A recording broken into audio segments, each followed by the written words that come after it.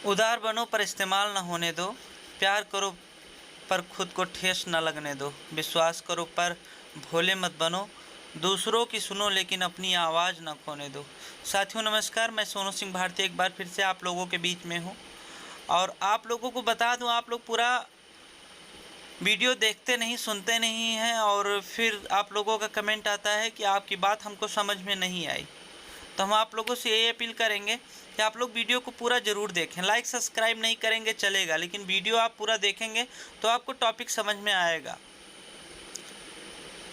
और एक कहानी के माध्यम से मैं आप लोगों को बताना चाहूँगा आज का जो माहौल चल रहा है किस तरह से है, और लोग समझ नहीं रहे हैं। आने वाले समय में बहुत बड़ी समस्याओं का सामना करना पड़ेगा।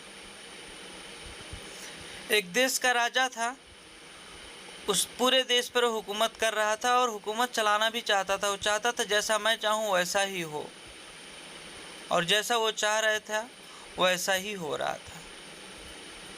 सब कुछ ठीक ठाक चल रहा था। राजा के दिमाग में आया कि मैं जो भी करता हूँ, चाहे वो मैं अपने हिसाब से अच्छा करूँ या बुरा करूँ, लोग उस पर कमेंट नहीं करते हैं, लोगों को अच्छा ही लगता है। आखिर कौन सी ऐसी खूबी मेरे अंदर है कि जो मैं करता हूँ वो सबको अच्छा ही लगता है।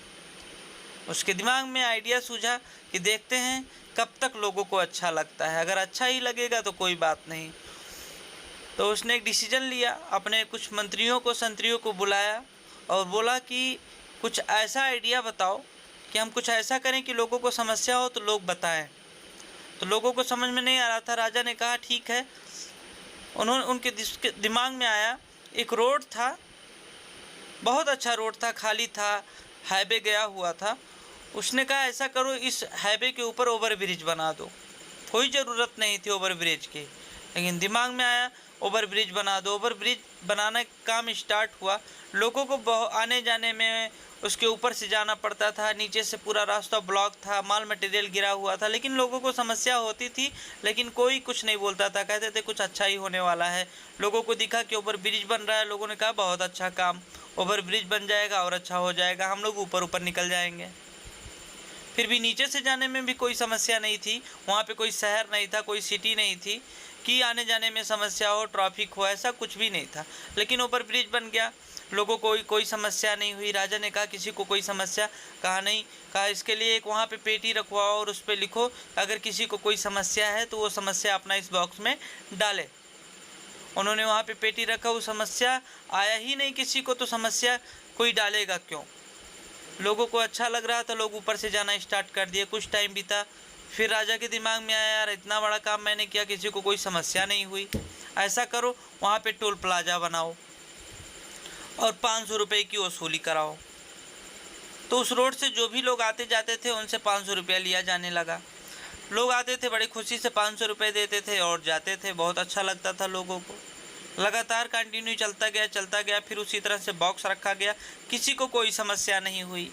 फिर राजा के दिमाग में आया ऐसा करते हैं, ये टोल प्लाजा के साथ साथ जो भी लोग इस रास्ते से जाएंगे उनको 2 जूता भी मिलेगा, और ऐसे लोगों को लगाया जाए कि जो उस रास्ते से जाएगा उसको 2 जूता मारेगा।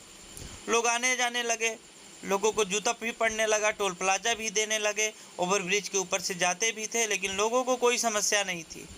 राजा ने कहा यहाँ पे एक बॉक्स रखो, अगर किसी को कोई समस्या है तो उसमें डाले वो।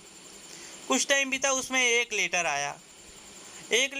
वो बॉक्स उठा के राजा के पास ले जाया गया। राजा ने देखा एक लेटर आया है, तो उन्होंने उस पर एड्रेस पढ़ा। तो उसने कहा ऐसा करो इस व्यक्ति को बुलाओ और डायरेक्ट ही मिलते हैं, कि लेटर पढ़ने की ज़रूरत ही नहीं है, डायरेक्ट ही बात करते हैं कि क्या समस्या है। उस व्यक्ति को बुलाया गया। राजा ने पूछा क्या समस्या है आपकी। तो कहा हमने लेटर में लिख दिया है। तो कहा नहीं बताइए। तो कहा नहीं हुजूर आप पढ़ लीजिए खुद ही आप।